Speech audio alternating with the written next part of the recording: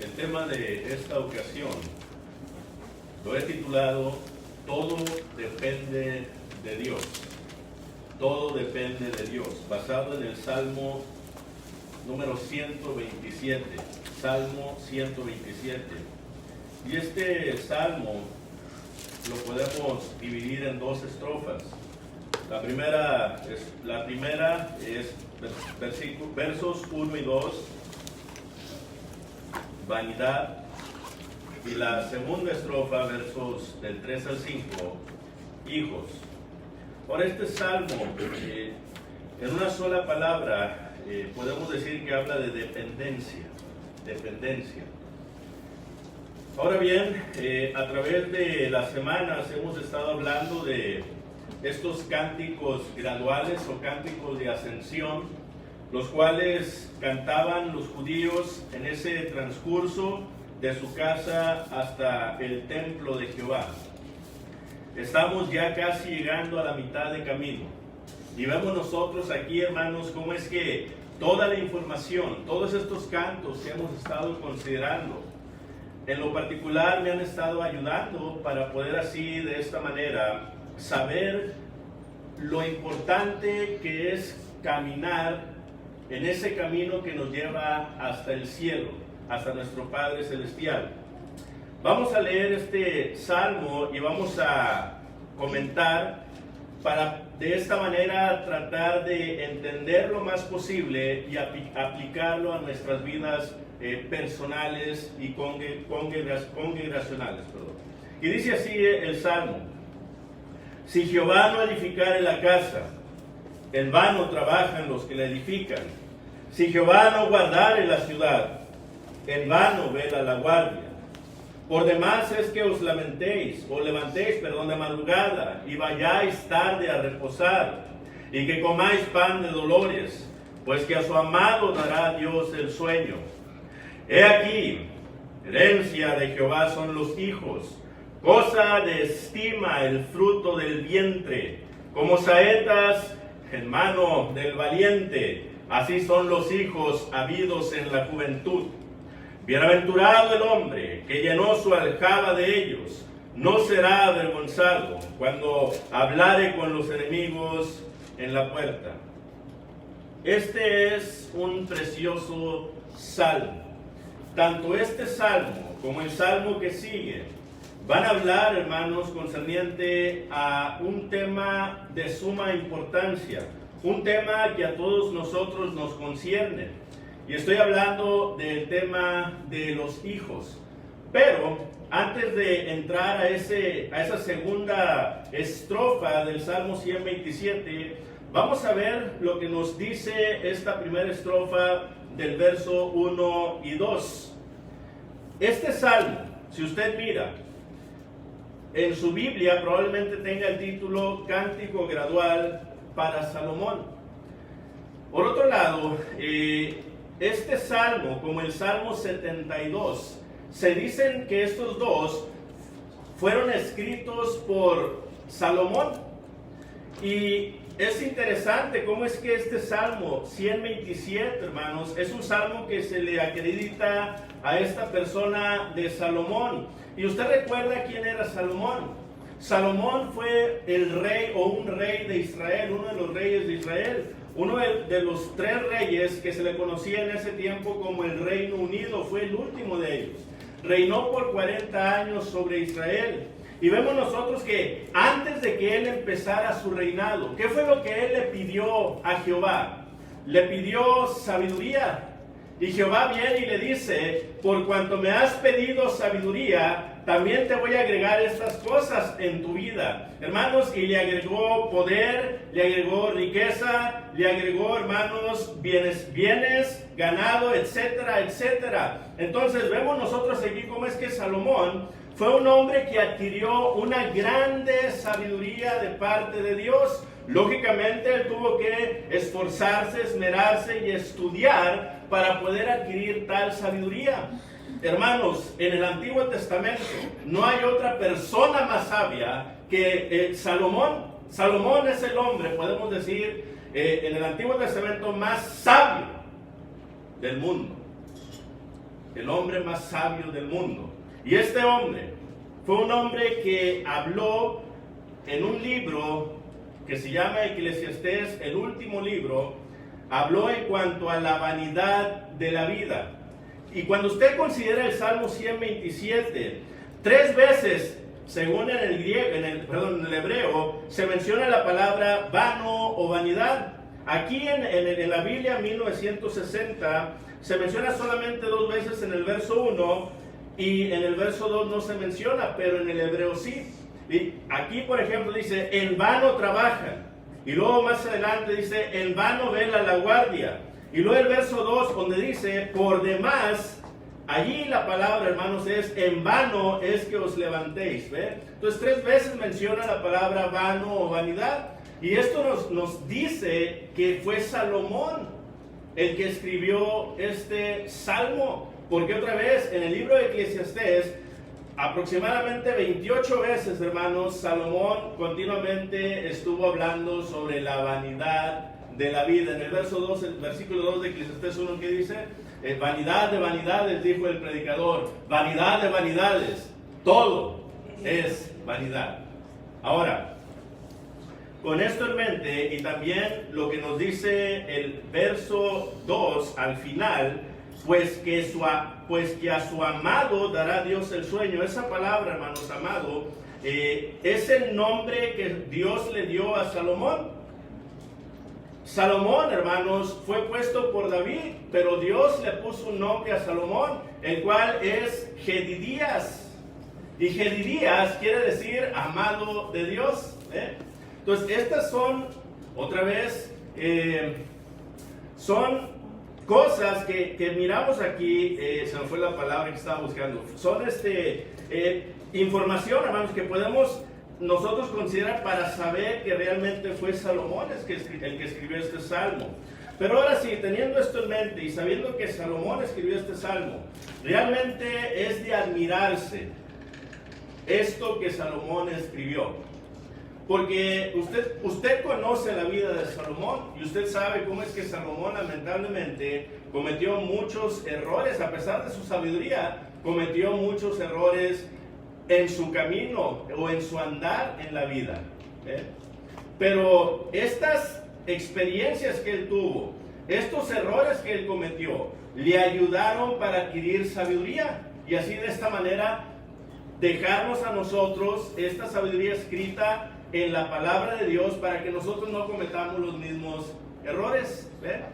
Ahora dice aquí Salomón, si Jehová no edificare la casa, en vano trabajan los que la edifican. Si Jehová no guardare la ciudad, en vano vela la guardia. Estos dos, estas dos divisiones del verso 1, hermanos, si Jehová no edificare la casa y si Jehová no guardare la ciudad. ¿De qué nos está hablando aquí Salomón?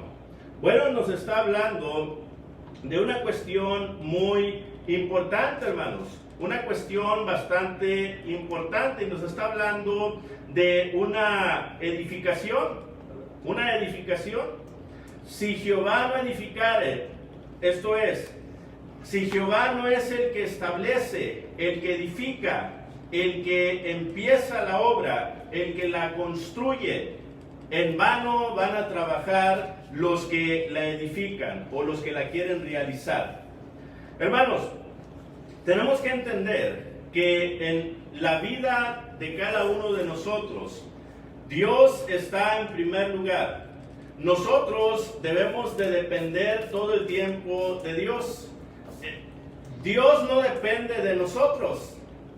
Y a veces, lamentablemente, así lo venimos a pensar de una manera inconsciente, de que Dios depende de mí, de que si yo no hiciera esto o aquello, entonces las cosas no se llevarían a cabo. Pero déjame decirte una cosa, hermanos, que ninguno de nosotros es indispensable. Ninguno de nosotros. Todos nosotros fuimos creados por Dios. Y la razón por la que fuimos creados por Dios fue para que nosotros tengamos en cuenta de que dependemos totalmente de Dios. Dios es el que edifica y nosotros tenemos que creerlo y tenemos que confesarlo y tenemos que llevar esto a cabo. Dios es el que edifica, no nosotros. Porque otra vez, el problema es ese, que empezamos nosotros a independizarnos de Dios y empezamos a edificar nosotros mismos, y ese fundamento por el cual nosotros estamos iniciando, hermanos, puesto que no es un fundamento estable, puesto que no es Dios ese fundamento, lamentablemente lo que vayamos a levantar, las paredes que vayamos a construir, hermanos, se van a derrumbar, se van a caer. ¿Ven? Y otra vez, ¿por qué? Porque lamentablemente nos empezamos a independizar de Dios. Y el mundo, el gobierno, las personas poderosas, puesto que se les ha subido tanto a su cabeza, hermanos, todo ese poder, lamentablemente ellos han querido y también se han independizado del mismo Jehová, del mismo Creador, del mismo Dios. ¿Y cómo nos ha ido? ¿Cómo le ha ido a aquellas naciones, hermanos, que se han querido independizar de Dios? El hermano en el estudio mencionaba que ya empezaron, ¿verdad?, a quitar el AC y antes de Cristo y DC y después de Cristo, para ponerlo en la era común, para quitar a Cristo del medio. Ahora, en las monedas también, hermanos, lamentablemente, no sé si ahorita cómo sean las monedas nuevas realmente, pero en aquellos años, la moneda, de una manera muy clara, y usted lo podía mirar fácilmente, decía, en Dios confiamos. Así decía la moneda. Todavía dice, pero lamentablemente empecé a mirar que en las monedas empezaron a poner esas letras un poquito más pequeñas o más a la orilla. No sé si usted notó eso. Lamentablemente, hermanos, empezaron a querer sacar los 10 mandamientos también de lugares donde las personas que iniciaron tal gobierno las quisieron establecer para que la gente no se olvidara de Dios. Pero otra vez, poco a poco la gente empieza a querer independizarse de Dios, empieza a querer a edificar él mismo una casa sin Dios. Y dice ahí Salomón, hermanos, si tú haces eso, te independizas de Dios y quieres empezar a edificar tú mismo, dice, en vano vas a estar trabajando. En vano. Esto es, vas a estar perdiendo tu tiempo. Eso que tú estás construyendo no va a tener un final feliz. Lamentablemente, lo único que va a pasar es que te vas a dañar y nunca te vas a beneficiar. Entonces, Salomón tenía razón. Y Salomón lo dijo, hermanos, porque él también lo había experimentado y lamentablemente probablemente lo estaba experimentando ya. Si Jehová no guardare la ciudad, en vano vela la guardia. Y estamos hablando de protección. Jehová es el que protege. Tú tienes que permitir que sea Jehová el que proteja la ciudad, o el que proteja tu casa, o el que proteja tu vida. Otra vez, si tú te independizas de Dios y empiezas tú a querer protegerte a ti mismo, a querer proteger tú mismo a tu familia, a querer proteger tu trabajo, etcétera, entonces ¿qué es lo que va a pasar? Lamentablemente no vas a perdurar. Las cosas van a salir mal. ¿Por qué? Bueno, porque otra vez dice ahí Salomón, en vano vas a estar velando, en vano vas a estar protegiendo, porque realmente no hay nada que proteger. Desde que empezaste, puesto que te independizaste de Dios, desde que empezaste las cosas ya estaban mal. No hay razón para proteger, porque no importa cuánto te esfuerces en proteger aquello que edificaste, nunca lo vas a poder proteger. Nunca. Ahora, la razón, hermanos, por la que Salomón está diciendo eso, lo dice por lo que nos menciona el verso 2, y el verso 2 va a ser una descripción de el verso anterior, una descripción de cómo nosotros no debemos de trabajar. Y dice ahí, por demás es que os levantéis de madrugada y vayáis tarde a reposar, y que comáis pan de dolores. Esto es por demás, no vale la pena. No vale la pena que tú estés trabajando de sol a sol, que te levantes temprano en la mañana y que te acuestes tarde en la noche.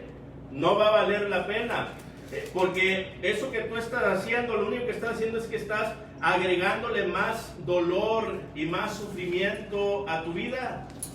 Eso es lo que quiere decir, hermanos, cuando dice y que comáis pan de dolores. Es decir, es un trabajo ansioso. Te estás esmerando, te estás sacrificando, estás poniendo todo tu empeño, todo tu esfuerzo, y te das cuenta que las cosas no están mejorando, sino que las cosas día a día continúan y se están haciendo, hermanos, lamentablemente peor y peor y peor. Te levantas en la mañana presionado, apurado, desesperado, sin esperanza, y te acuestas igual. Y lamentablemente no duermes, no descansas, porque nada más estás pensando en ¿qué? En la preocupación, ¿verdad? En esa preocupación que tienes. Pero ¿por qué está ese problema allí? Bueno, por lo que dice el verso 1, porque tú quisiste independizarte de Dios. ¿Ven? Perdiste la confianza en Dios, perdiste la fe en Dios, dejaste de creer en Dios, y ahora no puedes ni siquiera dormir. Te desvelas. Ese pan de dolores, estás sufriendo, comiendo un pan de dolores continuamente. ¿Y por qué está pasando esto? Bueno, porque te quisiste independizar de Dios, pues que a su amado dará Dios el sueño. Hermano, otra vez, pero si tú te abandonas en las manos del Señor, el Señor te va a proteger. El Señor va a velar por tu alma. El Señor es el que va a estar edificando tu casa. ¿Ve? Y tú te vas a levantar en la mañana feliz y vas a dormir tranquilo. ¿Creemos en eso, hermanos?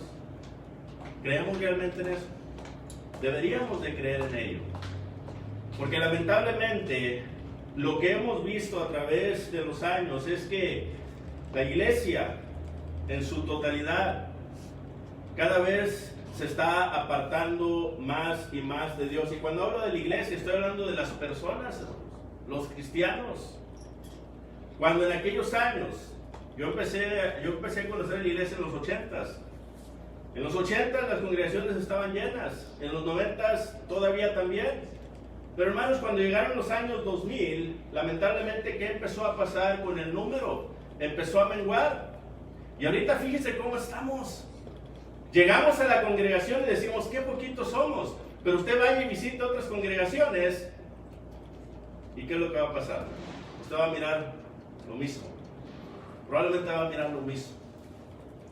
Hermanos, ¿y por qué pasa esto? Bueno, porque lamentablemente nosotros como personas, otra vez, inconscientemente o conscientemente, todavía peor, nos quisimos independizar de Dios. Y dijimos, yo tengo que edificar, yo tengo que proteger. ¿Sí? Ese peso no debemos de llevarlo nosotros. Ese peso Dios lo quiere llevar y Cristo lo llevó por nosotros. Mira lo que dice Mateo capítulo 11, versículos 28 al 30.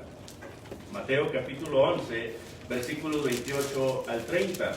Venid a mí todos los que estáis trabajados y cargados, y yo os haré descansar. Llevad mi yugo sobre vosotros y aprended de mí, que soy manso y humilde de corazón. Y mira lo que dice la promesa ahí: y hallaréis descanso para vuestras almas, porque mi yugo es fácil y ligera mi carga. Es lo mismo que está diciendo Salomón, exactamente lo mismo. Hermanos, cuando nosotros trabajamos, porque debemos de trabajar, porque debemos de proteger, sí, Pero nosotros tenemos que meternos en la mente que dependemos todo el tiempo de Dios. Dependemos de Dios.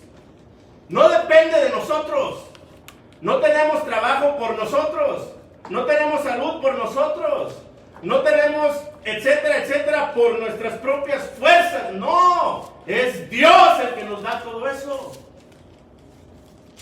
Y dependemos de Él. Y dice el escritor, aquí el Señor Jesús dice bien clarito, vengan a mí todos los que trabajan y están cargados, sí. ¿Por qué? Porque por mucho tiempo has estado trabajando y cargando y llevando un peso que no debes de llevar. No tienes que llevar ese peso. Y dice el Señor, y yo os haré descansar. ¿Por qué? Porque ese peso tú lo vas a poner sobre los hombros de Jesús. Y Jesús ya llevó ese peso. Jesús, hermanos, dice, ahora tú me pasas ese peso, que es el peso del pecado, hermanos. Lo pasas y Jesús te va a poner un yugo. Ahora, no quiere decir que vas a pasar el pecado y tú ya estás libre para vivir como tú quieras y hacer lo que tú quieras, no. El punto es que tú le vas a pasar ese pecado al Señor y Él te va a poner su yugo. Pero ese yugo no es como el yugo de la esclavitud, del pecado. Porque eso es lo que el mundo y Satanás te quiere hacer pensar. El ser cristiano es una vida de sufrimiento, es una vida tan difícil, es una vida que casi nadie puede llevar. Eso es lo que Satanás te mete en la mente. Y eso es lo que lamentablemente se predica desde el púlpito, hermanos. Pero ¿qué está diciendo el Señor aquí? Llevad mi yugo sobre vosotros y aprended de mí, que soy manso y humilde de corazón, y hallaréis descanso para vuestras almas, porque mi yugo es fácil, dice el Señor, y ligera mi carga. Ahora, si tú dices que ser cristiano es muy difícil, ¿sabes por qué? Porque no has entendido realmente. Porque no te has despojado realmente del pecado. Porque realmente no te has permitido llevar sobre ti el yugo del Señor Jesús. Esa es la razón. Y por eso es que la vida cristiana se te hace tan pesada, tan aburrida, tan difícil. Pero dice Juan en el capítulo 1 de Juan, capítulo 5, versículo 3, Juan está diciendo, hermanos, que los mandamientos del Señor no son ¿qué? No son gravosos, esto es, no son difíciles de llevar. ¿Cómo? ¿En serio, Juan? ¿No son difíciles sus mandamientos? Dice Juan, no. ¿Pero por qué? Ahora, la pregunta es, ¿por qué Juan dijo eso? Hermanos, que él lo aprendió a través de esa vida de cristiano. Él lo fue aprendiendo. Él se dio cuenta que llevar el yugo de Jesús es 1000 veces mejor que llevar el yugo de la esclavitud del pecado. Él se dio cuenta de eso. Y por eso es que dice Juan, los mandamientos del Señor no son gravosos. Pero déjame, para que me entienda un poquito mejor este concepto. En Habacuc, en el capítulo 1, hermanos, Habacuc, cuando inicia ahí los versículos, él se estaba haciendo una pregunta, y así, generalizando la pregunta de Habacuc, él estaba diciendo, ¿por qué el justo sufre por causa de los injustos? Vamos a ponernos en términos de nosotros. ¿Por qué yo, que soy cristiano, sufro más que aquel que no es cristiano? ¿Por qué yo, como cristiano, estoy sufriendo por aquel que no es cristiano? Yo no sé si alguna vez se ha hecho esa pregunta a usted. Mucha gente que se convierte al Evangelio, hermanos, se bautiza, empieza su vida en la iglesia y luego después vienen los problemas. Así que hay gente que ha dicho esto: estaba mejor en el mundo, me iba mejor allá, ahora estoy sufriendo demasiado. Y otra vez, ¿por qué nos hacemos esa pregunta? ¿Por qué Habacuc se estaba haciendo esa pregunta, hermanos? Porque no había entendido el propósito de Dios. Y presten atención en este punto, porque es un punto muy importante. Si no me pone atención en todo lo que dije, de perdido en este punto, póngame atención. Dice Habacuc en el capítulo 3, versículos 17 y 18, vamos a leerlo. Habacuc capítulo 3, versículos 17 al 18.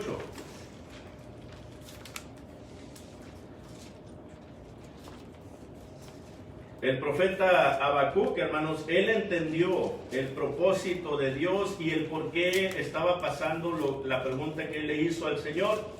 Y dice Habacuc capítulo 3, versículo 17 al 18, ya cuando entendió él, dice: aunque la higuera no florezca, ni en las vides haya frutos, aunque falte el producto del olivo, y los labrados no den mantenimiento, y las ovejas sean quitadas de la majada, y no haya vacas en los corrales, con todo yo me alegraré en Jehová, y me gozaré en el Dios de mi salvación.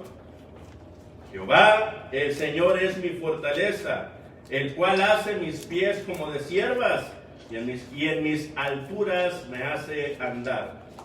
¿Qué fue lo que entendió Habacuc, hermanos? Habacuc entendió el propósito de Dios. Habacuc entendió el propósito de Dios. Cuando nosotros entendemos a Cristo, entendemos su mente y el por qué Cristo hizo lo que dijo, hizo lo que hizo y dijo lo que dijo, entonces nosotros vamos a decir: ah, es por esto. Y cuando nosotros suframos por causa de Cristo, ¿qué va a pasar con nosotros, hermanos? Nos vamos a entristecer, a deprimir, nos vamos a empezar a quejar, vamos a empezar a decir: ¿qué dura es la vida de cristiano? No, no vamos a decir eso. Vamos a gozarnos, así como lo hizo Habacuc. ¿Se acuerda de la historia de José? Es otro ejemplo también ahí. Hermanos, a la edad de 17 años es vendido por sus hermanos a los madianitas, ¿eh? Y luego después llega a la casa de Potifar, y después allí, hermano, fue acusado falsamente y lo meten en la cárcel, donde estuvo varios años sufriendo continuamente. Y luego más adelante, hermanos, cuando le hacen la pregunta: ¿por qué estás aquí? ¿Qué fue lo que pasó con tu vida? Mire, José no le echó la culpa a sus hermanos. ¿Qué fue lo que él dijo? Bueno, dice: me robaron y me entregaron, pero él no dijo quiénes, no dijo nada, él simplemente: me robaron y me entregaron. Y al final de su vida, José, hermanos, cuando se presenta ante sus hermanos y les dice: yo soy José, y lloró con ellos, hermanos. ¿Qué fue lo que pasó en la mente de los hermanos? ¿Qué pasó por la mente de los hermanos de José? Este nos va a matar, este nos va a entregar al calabozo y nos va a hacer sufrir y nos va a destruir totalmente. Pero José, ¿qué dijo, hermanos? No tengan miedo, hermanos. Yo no pienso hacerles ningún daño, sino que Dios hizo todo esto para que por medio de mí ustedes no sufrieran hambre y pudieran estar bien. Y José, hermanos, pudo soportar todo lo que pasó porque él entendió el propósito de Dios. Por eso es que no se le hizo pesado, ¿eh?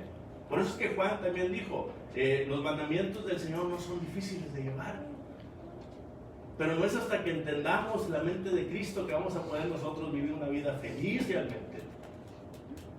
Vamos a poder transformar nuestro corazón, hermanos. Y vamos a poder aprender a hacer la voluntad de Dios de manera feliz. Estoy sufriendo, es por causa. Si estás sufriendo por Cristo, alégrate, gózate. Porque vienen momentos en tu vida de bendición. Y si no en esta vida, en la venidera. Ahora,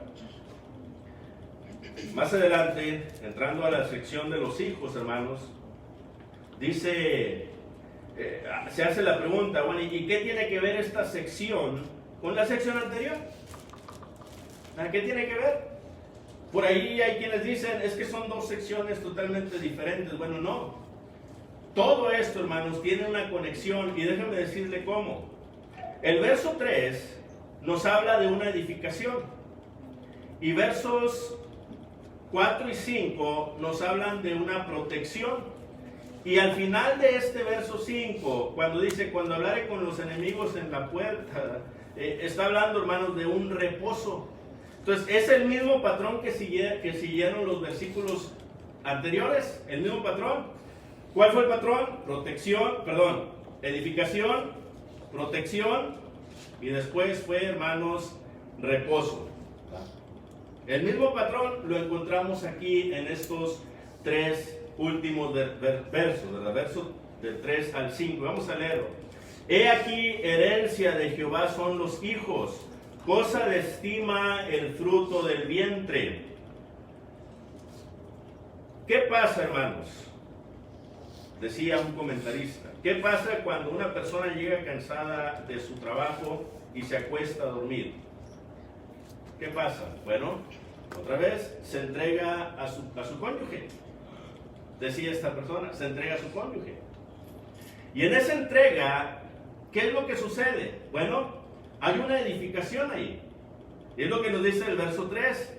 He aquí herencia de Jehová son los hijos, cosa de estima, esto es una recompensa, el fruto del vientre. Hermano, y esto sucede durante la noche, cuando estás con tu cónyuge. Es allí cuando tu esposa viene a concebir de parte tuya. ¿Ve? Es allí cuando dos personas se entregan en amor y vienen a producir estos seres tan hermosos que son los hijos. Es una gran bendición esta. Es un tiempo de edificación, es un tiempo de construir. Bueno, si los hijos realmente son cosa de estima, los hijos realmente son una gran recompensa. ¿Por qué? Bueno, porque dice el verso 5, bienaventurado el hombre, ¿ve? ¿Por qué bienaventurado? Porque los hijos son una recompensa. Y luego al último dice no será avergonzado tampoco, porque los hijos son una recompensa. Y así debemos de ver nosotros a nuestros hijos, hermanos, como una recompensa de parte de Dios. Pero otra vez, el punto es el siguiente. Cuando vienen tus hijos al mundo, ¿qué es lo que tienes que hacer tú? Bueno, tú tienes que entregarle tus hijos a Dios. Tienes que entregárselos a Dios para que sea Él el que edifique. Si Jehová no edificare la casa, en vano trabajan los que la edifican. Entonces, si tú no le entregas tus hijos a Dios, no importa, o sea, lo que tú hagas para con tus hijos, no importa la educación que tú le des a ellos, tus hijos van a salir torcidos. Eso es lo que va a pasar. En vano vas a estar trabajando para con tus hijos. Ahora, Proverbios capítulo 22 y versículo 6, hermanos, Salomón nos da aquí una información muy importante. Proverbios capítulo 22 y versículo 6, dice allí Salomón. Proverbios capítulo 22 y versículo 6. Mira lo que dice allí Salomón, hermanos. Proverbios capítulo 22 y versículo 6. Instruye al niño en su camino, y aun cuando fuere viejo, no se apartará de él. Pero la pregunta es la siguiente. Instruye al niño en su camino, dice, y aun cuando fuere viejo, no se apartará de él. La pregunta es, bueno, ¿cómo lo voy a hacer? ¿Cómo lo voy a instruir? Y Efesios capítulo 6, versículo 4 nos da una respuesta muy interesante, hermanos. Y dice ahí Efesios capítulo 6 y versículo 4, vosotros padres, no provoquéis a ira a vuestros hijos, sino criadlos en disciplina y amonestación del Señor. Dos palabras que te da allí. Criadlos ¿cómo? En disciplina y amonestación. Mire cómo se divide. La palabra disciplina, hermanos, viene de una palabra griega que quiere decir corregir, instruir, para que la vida del hijo mejore. Pero el punto interesante es el siguiente, que esta palabra, hermanos, quiere decir entrenar a tu hijo por medio de los hechos. ¿Eso es lo que quiere decir la palabra? Entrenar a tus hijos o a tu hijo por medio de los hechos. Es decir, tú tienes que actuar como un cristiano fiel. Tú tienes que vivir una vida fiel. Tú tienes que ser temeroso de Dios. Y tú tienes que, a través de tu vida, darle ese ejemplo vivo a tu hijo de qué es ser un cristiano. Eso es lo que tienes que hacer tú. Dijo alguien por allí, la vida de los padres es el cuaderno del niño. Esto es muy cierto. El hijo va a marcar en su corazón todo lo que tú hiciste como persona. Pero por otro lado, también allí en la palabra amonestación, esta palabra quiere decir llamar la atención, quiere decir advertir, pero es, hermanos, entrenar por medio de palabras. ¿Ves? Entonces aquí están estos dos conceptos: entrenar por medio de los hechos, pero también entrenar por medio de las palabras.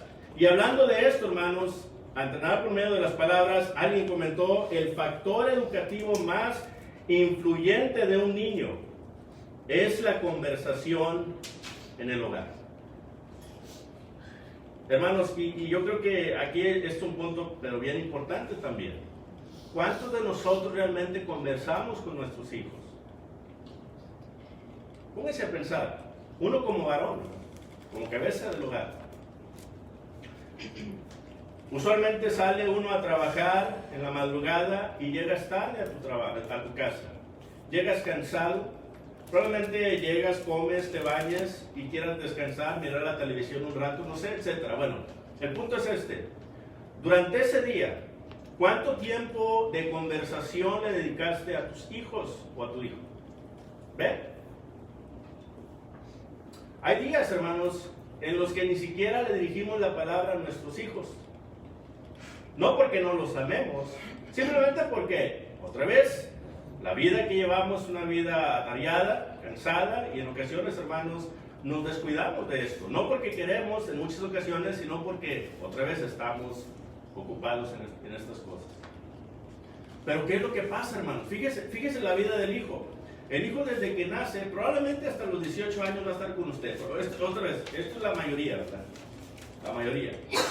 De que nace a los 18 años. O vamos a poner un poquito más, a los 21. Vamos a darles un poquito más a Saúl, vamos a darle un poquito más de tiempo. Pero otra vez, desde que nacen, fíjese cuántos años, 21 años. Ahora, de estos 21 años, ¿cuánto tiempo lo aprovechó con él realmente o con ella? Si tú conversas con tu hijo 5 minutos en un día. Ahora, yo estoy hablando de una conversación, hermanos, una conversación que le va a favorecer, que le va a ayudar. ¿A cuántos años se reducen esos 21? A lo mejor a 1. Fíjense lo que está pasando. ¿Cuántos de nosotros no cometimos errores en nuestra vida porque nuestros padres no nos dijeron, no nos informaron? ¿Cuántas personas no metieron las patas, hermanos? Porque su mamá le daba vergüenza hablarle de sexo, o su papá le daba vergüenza comunicarle de cómo eran los hombres, ¿verdad?, en el mundo. ¿Ves lo que está pasando? Ahora, y eso, otra vez, estoy hablando de algo así muy superficial, pero profundizando aún más. ¿Cuántos de nosotros nos sentamos con nuestros hijos a hablar de la palabra de Dios? Yo sé que muchos de ustedes ya tienen sus hijos grandes, pero habemos aquellos que todavía tenemos a nuestros hijos en casa, ¿verdad? Entonces, ¿cuántos nos sentamos con nuestros hijos y les hablamos de la palabra de Dios? Pero la conversación es un factor muy importante en la vida del niño, hermano. La conversación es muy importante. Y otra vez, la vida de los padres es el cuaderno del niño. Esto es, tú tienes que enseñarles con tu ejemplo qué es ser un cristiano. El viernes estuvimos platicando, el hermano Fabián y yo, un poquito de este tema. Y una de las cosas en las que concordamos el hermano y yo fue en la siguiente: que hoy en día hay mucha educación, mucha información en la mente de los niños y de los jóvenes, podemos decirlo así, y todavía aún en la mente de nosotros, hermanos.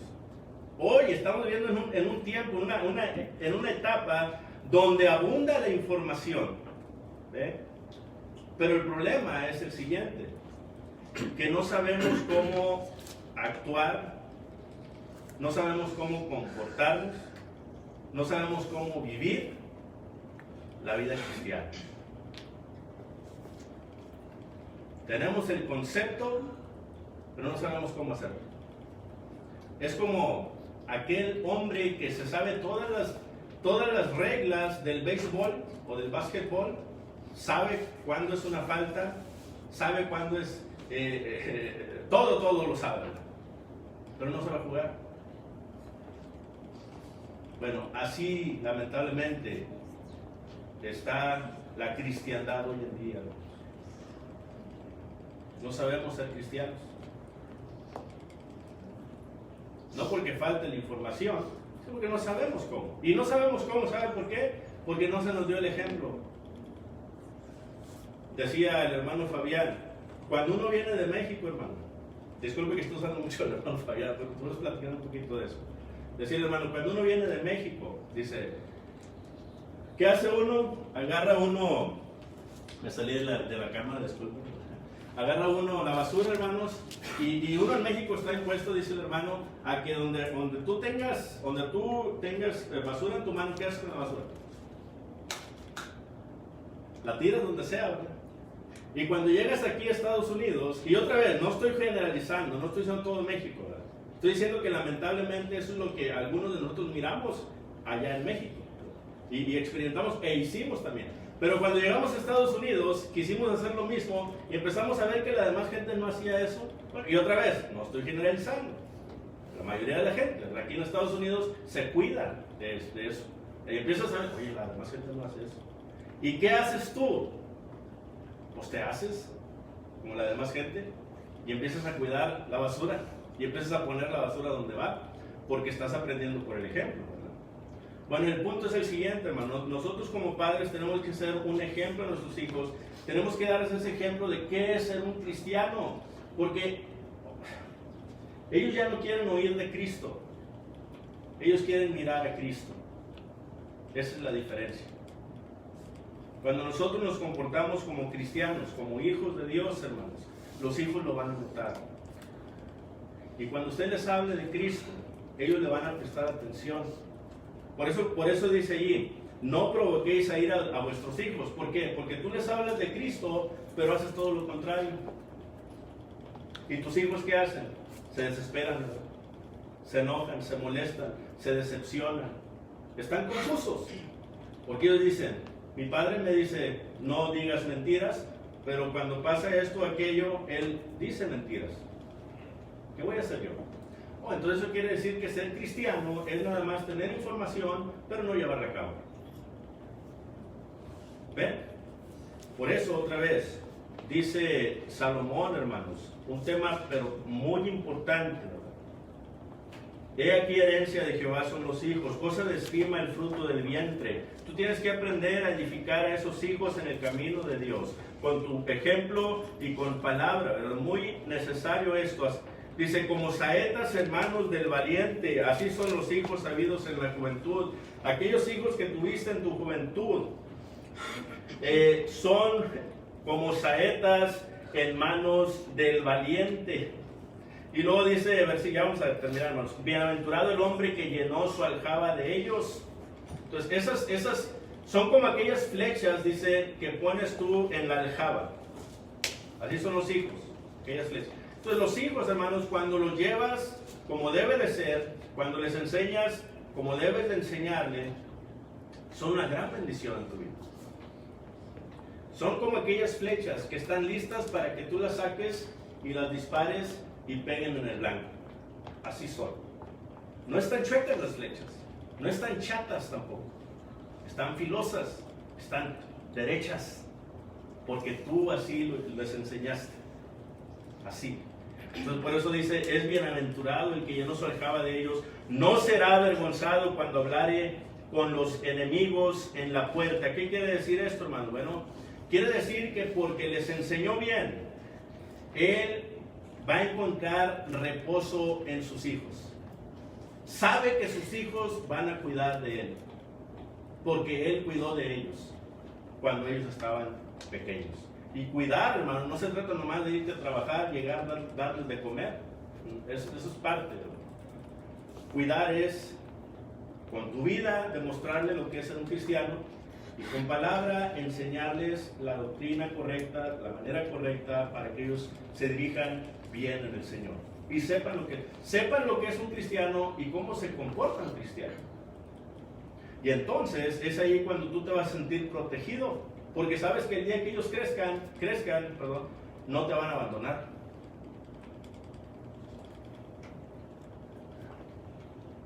Y el punto es ese, hermanos. ¿Cuántos lamentablemente, de los hijos no han abandonado a sus padres? No les ayudan, no les hablan, no velan por ellos, no los cuidan, no les importa. Pero otra vez, ¿por qué? La pregunta es ¿por qué? Y la respuesta que da Salomón es porque probablemente tú no les enseñaste correctamente. Y ahora ellos no saben cómo reaccionar. Entonces, culpamos a nuestros hijos, hermanos, cuando en ocasiones realmente es nuestra culpa. Y déjenme, voy a terminar con este pensamiento. Los padres se preguntan ¿por qué las corrientes son amargas cuando ellos mismos han envenenado la fuente? Entonces póngase a pensar, si yo envenené esa fuente y mis hijos ya están grandes, ¿qué va a hacer ahora? Bueno, lo primero que tiene que hacer es esto, aceptar su error, ¿sí? Segundo, no se culpe, o sea, no lleve esa culpa en su corazón. En otras palabras, necesita saber perdonarse usted. También, eso es lo segundo. Y tercero, ¿qué es lo que va a hacer? Ahora sí, les va a demostrar a ellos lo que es ser un cristiano fiel. Mi padre falló mucho, pero me enseñó, ya de grande, me enseñó lo que era ser un cristiano fiel. Entonces nunca es tarde, ese es el punto. Nunca es tarde, padres, madres. Hay que instruir a nuestros hijos bien, todo el tiempo. Empezando con nosotros, con nuestro ejemplo y con la palabra. Dios nos lo bendiga.